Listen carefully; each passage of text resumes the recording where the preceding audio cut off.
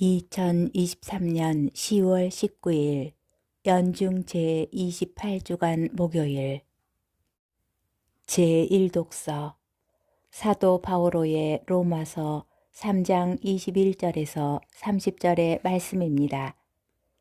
형제 여러분, 이제는 율법과 상관없이 하느님의 의로움이 나타났습니다.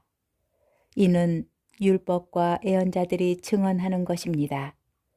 예수 그리스도에 대한 믿음을 통하여 오는 하느님의 의로움은 믿는 모든 이를 위한 것입니다. 거기에는 아무 차별도 없습니다. 모든 사람이 죄를 지어 하느님의 영광을 잃었습니다. 그러나 그리스도 예수님 안에서 이루어진 속량을 통하여 그분의 은총으로 거저 의롭게 됩니다. 하느님께서는 예수님을 속죄의 제물로 내세우셨습니다. 예수님의 피로 이루어진 속죄는 믿음으로 얻어집니다. 사람들이 이전에 지은 죄들을 용서하시어 당신의 의로움을 보여주시려고 그리하신 것입니다. 이 죄들은 하느님께서 관용을 베푸실 때 저질러졌습니다. 지금 이 시대는 하느님께서 당신의 의로움을 보여주시어 당신께서 의로우신 분이며 또 예수님을 믿는 이를 의롭게 하시는 분임을 드러내십니다. 그러니 자랑할 것이 어디 있습니까? 전혀 없습니다. 무슨 법으로 그리 되었습니까? 행위의 법입니까? 아닙니다. 믿음의 법입니다. 사실 사람은 율법에 따른 행위와 상관없이 믿음으로 의롭게 된다고 우리는 확신합니다. 하느님은 유다인들만의 하느님이십니까? 다른 민족들의 하느님은 아니십니까?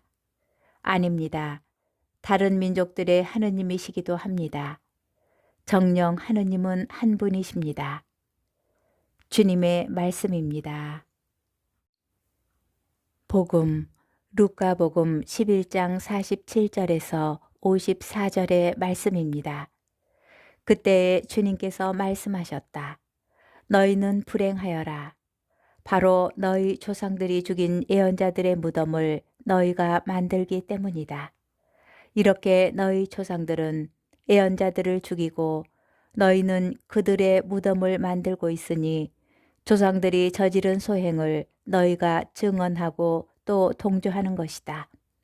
그래서 하느님의 지혜도 내가 예언자들과 사도들을 그들에게 보낼 터인데 그들은 이들 가운데에서 더러는 죽이고 더러는 박해할 것이다 하고 말씀하셨다. 그러니 세상 창조일에 쏟아진 모든 예언자의 피에 대한 책임을 이 세대가 져야 할 것이다.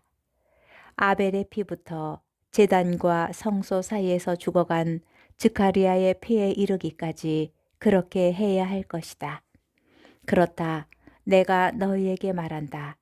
이 세대가 그 책임을 져야 할 것이다.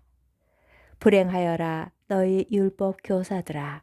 너희가 지식의 열쇠를 치워버리고서 너희 자신들도 들어가지 않고 또 들어가려는 이들도 막아버렸기 때문이다.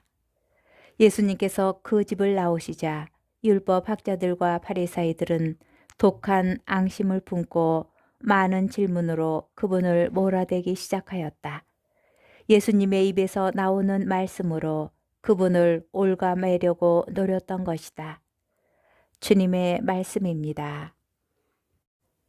오늘의 묵상. 오늘 복음은 율법 교사를 향한 불행 선언을 중심으로 다루고 있습니다. 예수님께서 바리사이에게 말씀하시는 불행 선언을 듣고 있던 율법 교사는 그분께 불만을 품고 반문하였고 예수님께서는 바리사이와 함께 율법 교사를 향하여 위선적 행위를 지적하시며 그들을 꾸짖으십니다.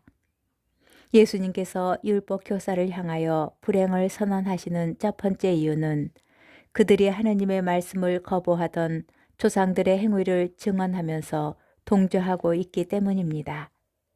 예수님께서는 율법 준수에 관심을 기울이는 율법 교사들이 하느님의 뜻에 순종하지 않을 뿐만 아니라 하느님께서 파견하신 이들을 배척하고 있음을 비판하십니다. 여기에서 예언자들이 박해를 받고 죽임을 당하였듯이 예수님께서도 같은 운명에 놓이실 것임을 암시하고 있습니다. 불행 선언의 두 번째 이유는 율법 교사들이 이스라엘 백성을 인도하기에는 자질이 부족하기 때문입니다. 그들에게는 지식의 열쇠가 주어졌습니다. 율법 교사들은 그 열쇠를 가지고 지혜가 세운 집에 들어갈 수 있게 되었습니다. 그러나 그들은 율법의 문자적 이해와 형식적 준수에만 관심을 가졌고 율법 안에 담긴 하나님의 뜻을 풀어내고 헤아릴 수 있는 능력은 없었습니다. 예수님의 불행 선언은 율법 교사로 대표되는 이스라엘의 종교 지도자들을 겨누고 있습니다. 그들은 예수님의 반대편에 서서 예수님을 비판하던 이들입니다. 예수님의 말씀을 듣고 있는 우리는 지금 어느 편에 서 있습니까?